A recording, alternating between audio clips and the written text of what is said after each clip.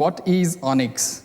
Well, I think the company you may know us more appropriately or maybe more familiar with is Amari. I think those of you who are in the habit of visiting Thailand or Bangkok now and then may have come across our hotels.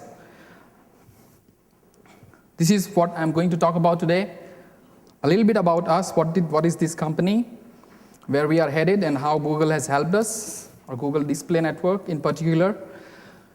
What we think are the best practices, or what are the rules that we follow, or what are the rules we don't like to break as far as display networks go, and how it has affected us. I just have a few slides where I can actually show you what was the impact of having a display ad turned off and turned on again. And of course, I'll summarize that. Amari is the company which has been in existence for about 45 years. We have about 18 properties in Thailand. 11 of them are under Amari brand. The rest are white label. Recently, very recently, this is less than a year ago, we embarked on a new journey. We have rebranded ourselves as Onyx Hospitality Group, Amari being one of the brands. And we have also announced 2 new brands, Saffron, a 5-star brand, and Ozo, a 3.5-star brand. Amari sits in the 4-star segment. It's our aspiration to reach 50 properties within these 3 brands by year 2018. This is not really very ambitious if you know how some of the industry players like Accor and others expand. But anyway, e-commerce is an important aspect of our selling strategy. And for 3 years now, I've been using Display Network. And view through conversions, exclusions, placement targeting, these are very recent developments. But all these years of experience with Display Network has given us a few insights. Why do we use Display Network? Well, search, people don't do search to sit on search engine. They search to find content. People spend more time on content sites than on search engine. Of course, I mean, it goes without saying that I'm in front of a consumer while they are searching, but I think it's more important for me to be in front of them while they are on content. Search can capture existing demand, which is great for many advertisers, but I think for most advertisers, especially serious brands, you cannot create additional demand by just search advertising. So what we use for that is display advertising. Now, we are a relatively very small player. I mean, we are right now only in Thailand. And of course, with our expansion plans, we hope to get outside Thailand. And we are already talking with quite a few countries right now. I mean, our companies in quite a few countries to open hotels there. But being a small player, it's very difficult for us to get noticed. People will always have heard of Holiday Inn. People will always have heard of intercontinental hotels. But not many would have heard of Amari. That's why display is extremely important. When people are making decisions, not everybody is driven by, they have to stick with this brand. Many of them are kind of like those who have not decided yet. So Display Network is perfect for them. Because when we do display ads, we build that awareness. People have our brand name at the back of their mind. So whenever they are doing their search, again, they will come across our ads. And I think if they have seen our ads on Display Network, I have a higher chance of getting them to click onto my ads even while they are doing a search. So that's the reason. It helps me create additional demand. It helps me drive demand. So instead of clicking on a competitor's ad, I want them to click on mine. Display advertising helps me do that. So how do we differentiate? I mean, how do we budget? For me, I mean, there is no separate budget for search and display. I tend to look at it as a single unit because ROI has to make sense in the end. If we have a product, we have campaigns which are for search, we have campaigns which are for content network, display ads. The thing is that at the end of the month, we put the cost together and we put the ROI together.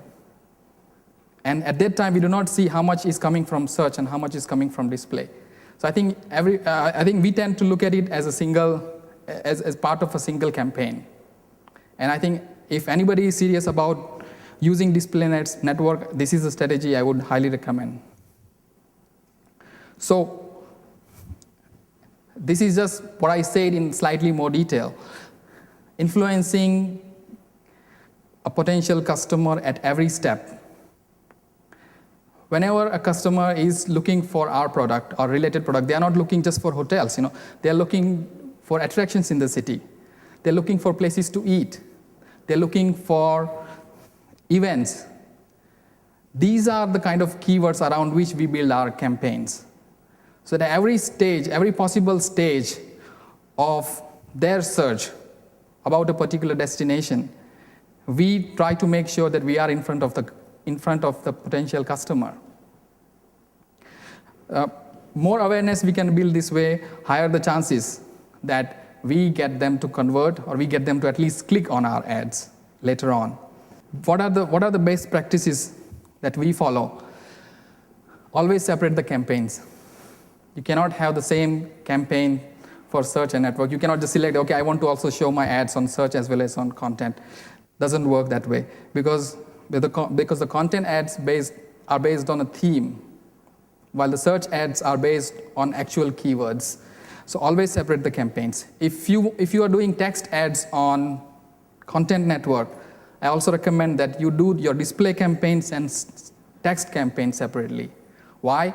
Because when you do a banner ad, you have to bid against at least 3 advertisers to get your one banner up. Now, if you are bidding the same thing, either you are overbidding for your text ads or you are underbidding for your display ads. So try to separate search campaigns, try to separate content campaign, and even in content campaign, if possible, try to separate the text ads and display ads campaigns. Placement targeting. Now, once you have found out, I think very critical aspect of running content ads or content network ads is when you do display advertising, make sure that you run placement reports. These reports will tell you where your ads are appearing. They will go onto thousands of websites. I think it's not possible to drill down into each of them, but at least you will be able to see some of the top ones which are costing you money, as well as some of the top ones which are converting for you, whether it's through direct conversions or through some other measurement or some other goal that you have for that. When you get these, you can have a short list of these websites. These websites can then be placed into placement campaigns where you can specifically target those sites, because you know that these sites, whether they are 10, 15, or 20, they are converting well for you. And you can afford to bid higher for those campaigns than your normal content or display campaigns.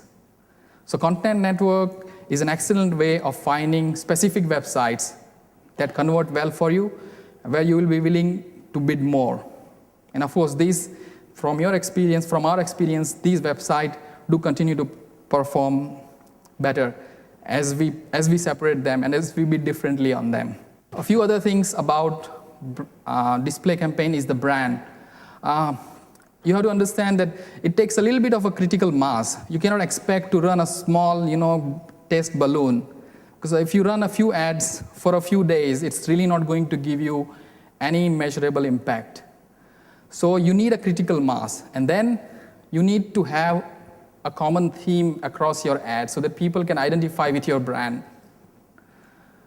So we have several products, and we have a theme which runs across all the ads and across all the products, meaning all the hotels.